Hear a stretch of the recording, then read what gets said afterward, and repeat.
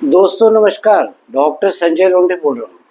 पिछले वीडियो में हमने ये पढ़ा था कि किस प्रकार से हमारा जो हड्डी संस्थान है वो बना हुआ रहता है।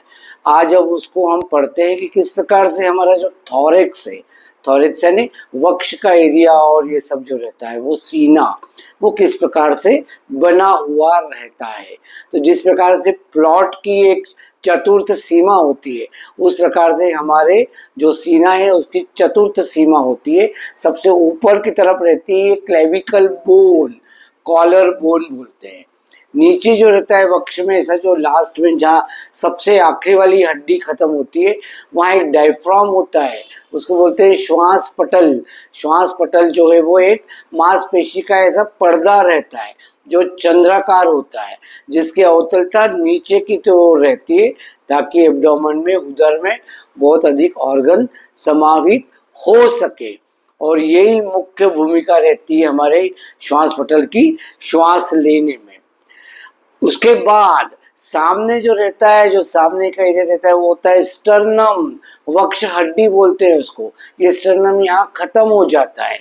पीछे जो रहता है, पीछे रहती है हमारी रीढ़।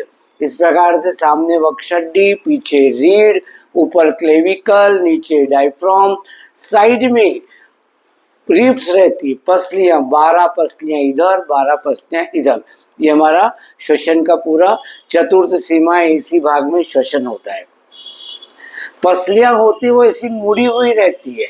जो 1 से लेके 7 तक हड्डियां होती है वो सीधे वक्ष हड्डी से जुड़ी हुई रहती है। फिर 8, 9, 10 ये जो रहती है ये ऐसी आपस में मिली हुई रहती है। और 11 और 12 जो रहती है वो फ्लोटिंग रिब्स होती है। तो हमारा जो डायफ्राम होता है वो मेन भूमिका निभाता है श्वास लेने में। जब बच्चा छोटा होता है, बच्चे का जन्म होता है, तो श्वास प्रणाली पूरी तरह से डेवलप नहीं होती है। तो वो आप कभी देखेंगे छोटे बच्चे को लेटे हुए, तो वो पेट को हिला के मतलब डायफ्राम के मूवमेंट करके श्वास लेने और छोड़ने की कोशिश करता है।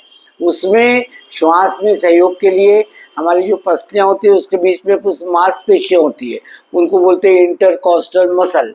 कुछ मांसपेशियां हमारे पीछे की ओर रहती है, पीठ में। गर्दन की मांसपेशियां होती है, बगल की मांसपेशियां, कंधे की मांसपेशियां, पेट की मांसपेशियां भी हमारे श्वास लेने में सहयोग करती है। तो इतना बड़ा एरिया होता है श्वास लेने और छोड़ने में। तब जब यदि हम सोचते हैं कि ये हवा अंदर क्यों जाती है, तो हवा अंदर इसलिए जाती है कि पहले हम थोड़ा सा मांसपेशियों को फैला के, सिकुड़ के थोड़ा सा सीने का विस्तार करते हैं।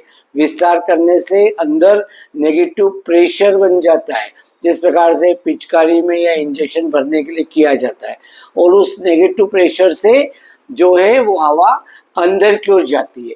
तो सभी लोगों को ये लगता होगा, आम धारणा है ये कि हम श्वास भरते हैं उसके कारण सीना फैला होता है। ऐसा नहीं होता। हम कुछ सेकेंड में सीने को फैलाते हैं और फिर हवा उसमें अंदर भरती है। ये जो श्वास कितनी हम अंदर भरेंगे ये हमारे फेफड़े की स्थिति पे निर्भर होती है। कितनी हमारी फेफड़े के अंदर की स्थिति अच्छी होगी उतना हम अंदर श्वास ले पाएंगे। लगभग एक श्वास में हम 500 ml हवा अंदर लेते हैं या बाहर छोड़ते हैं। इसको बोलते हैं सामान्य क्षमता या टाइडल वॉल्यूम। लंबी गहरी खूब श्वास छोड़ दी पूरा दम लगा के, ये जो रहता है लगभग 4.5 से 7 लीटर। इसको बोलते हैं वाइटल कैपेसिटी, फेफड़े की जीवित क्षमता। पुरुषों में थोड़ी सी ज़्यादा होती है, महिलाओं में थोड़ी सी कम, खिलाड़ियों में एकदम बहुत ज़्यादा होती है। इस श्वसन में ये जो कंधे का जोड़ होता है ये भी मदद करता है, दोनों का पसलियां भी मदद करती है। सारे जो है हड्डियां रहती है, शोल्डर गर्डल जो रहती है पीछे, वो भी मदद करती है।